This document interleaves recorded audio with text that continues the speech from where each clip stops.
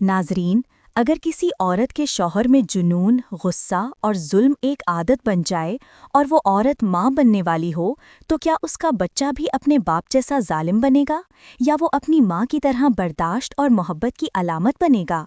यही सवाल अब पामाल की कहानी को एक नया रुख देने जा रहा है, क्योंकि आने वाली किस्त में आप देखेंगे कि मलिका की जिंदगी का सबसे बड़ा इम्तिहान अब शुरू होने वाला है।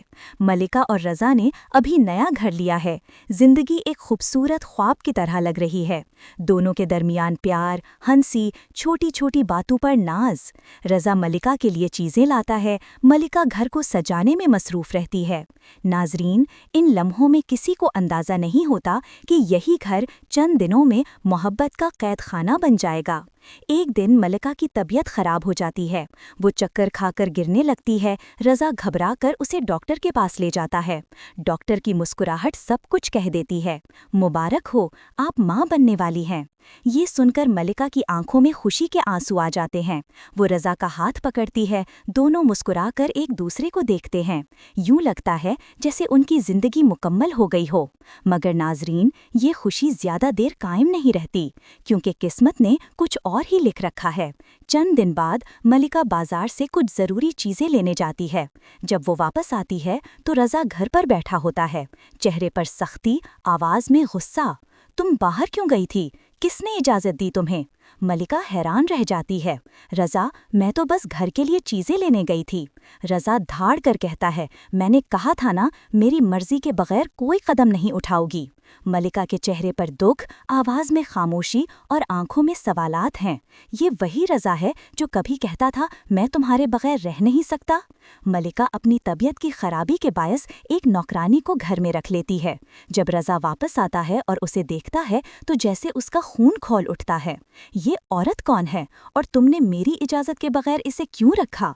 मलिका डरते डरते कहती है, रज़ा, मैं अकेली सब नहीं कर पाती थी, बस थोड़ी मदद के लिए रखा है। मगर रज़ा की आवाज़ गूंजती है, तुमने मेरी बात मानना छोड़ दिया है। अब मैं तुम्हें दिखाऊंगा कि मेरी इजाज़त के बगैर क्या होता है। रज़ा के जाने के बाद मलिका आईने के सामने खड़ी है। खुद से सवाल करती है, ये वो शख्स नहीं जिससे मैंने शादी की थी? क्या यही वो मोहब्बत थी जिसके लिए मैंने अनीस को छोड़ा? इस लम्हे अनीस की याद उसके दिल में जख्मों की तरह जागती है। अनीस की नरमी, उसकी इज्जत करने की आदत, सब कुछ याद आता है और मलिका का दिल कहता है, मैंने गलत फैसला किया। एक रात रज़ा कहता है, आज के बाद तुम इस घर से बाहर नहीं निकलोगी, जब तक मैं ना कहूँ दरवाज़ा बंद रहेगा। वो दरवाज़ा बंद कर देता है, मलिका के लिए नहीं बल्कि उसकी आज़ादी, उसके ख्वाबों और उसकी हंसी पर। मलिका खामोश बैठ जाती है, चेहरे पर आंसू, दिल में दर्द और आंखों में अंधेरा। रात के सन्नाटे में मलिका खिड़की के पास बैठती है, चांद को देखती है और अपने पेट पर हाथ रखती है। मेरे बच्चे, तुम मासूम हो, मेरी दुआ है तुम अपने बाप जैसे ना बनो। तुम मेरी दुआ बनना, मेरा सुकून बनना, मेरी उम्मीद बनना। ये मंजर हर माँ के दिल को चीर देता है। नाजरीन, कहानी अब खतरनाक मोड़ पर है। रज़ा के शक की आग बढ़ती जा रही है और मलिका की खामोशी अब एक तूफान बनने वाली है। क्या वो इस जुल्म के खिलाफ खड़ी होगी?